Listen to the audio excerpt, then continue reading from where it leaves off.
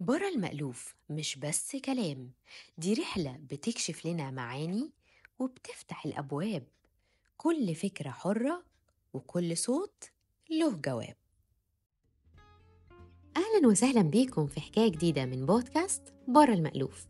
النهاردة جاية أتكلم معاكم عن موضوع كلنا تقريبا مرينا بيه في وقت ما. الموضوع ده بيظهر تحديدا بعد ما نكون راجعين من أجازة ممتعة مليانة لحظات جميلة وذكريات ما بتتنسيش.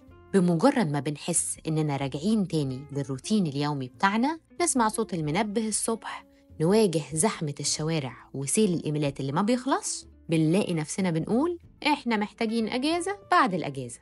وبنقول الجملة دي علشان بنحس كأن كل الراحة النفسية والجسدية اللي كنا حاسين بيها هتتبخر، وهنرجع تاني للروتين اللي ما بيتغيرش. وده بيسبب لنا توتر، إرهاق، قلة تركيز، ويمكن كمان أرق وصعوبة في النوم. الشعور ده بيخلينا نتمنى لو نقدر ناخد أجازة بعد الأجازة، علشان فاكرين إننا كده هنقدر نتعافى من تأثيرها ونستعيد توازننا ونرجع تاني لروتيننا الطبيعي من غير ما نحس بثقل أو ضغوط إضافية. وهنا بيظهر لنا شعور غريب، هو مش اكتئاب بالمعنى الحقيقي، لكن حالة نفسية كده مش مريحة، ممكن نسميها الكآبة بعد الأجازة، أو زي ما بيقولوا المختصين متلازمة الاكتئاب ما بعد الأجازة. طب خلينا نعرف الأول إيه هي متلازمة الاكتئاب ما بعد الأجازة. هي ببساطة شعور بالحزن والاكتئاب المؤقت بيحصل لما ترجع لحياتك اليومية بعد ما تخلص أجازتك.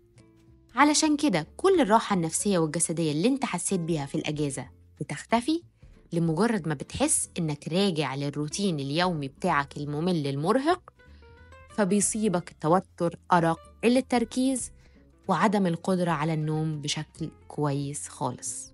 فلو انت بتحس الأحاسيس دي، أحب أطمنك إنه ده طبيعي جدا، مفيش داعي للقلق يا صديقي، لأن الحالة دي شائعة بتحصل لمعظم الناس. طب نيجي للسؤال المهم، ليه بنحس الإحساس ده أصلاً؟ السبب ببساطة هو تغير مستويات الهرمونات في جسمنا، تحديداً الأدرينالين.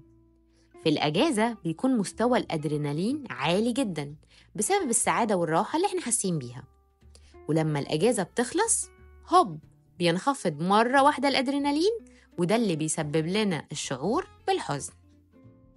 طب ويا ترى إيه الحل؟ إزاي نتخطى المرحلة دي من غير ما نكون مكتئبين؟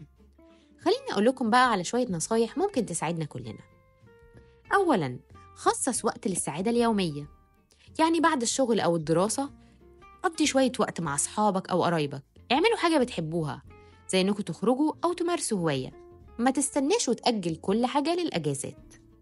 مارس التأمل والاسترخاء زي اليوجا أو تمارين التنفس العميق، هتساعدك تهدي أعصابك وتخفف شعور القلق. اهتم بالتمارين الرياضية، لأن ممارسة الرياضة يومياً مش بس بتحسن مزاجك، لكنها كمان بتساعد جسمك يفرز هرمون السعادة. كل كويس واهتم بتناول الأطعمة اللي بتحسن المزاج زي المكسرات، البيض، الأسماك، الفواكه المجففة، وطبعاً الشوكولاتة. قلل من الكافيين، يعني لو انت بتشرب قهوة أو مشروبات فيها كافيين بكمية كبيرة، حاول تقلل منها لأنها بتزود التوتر.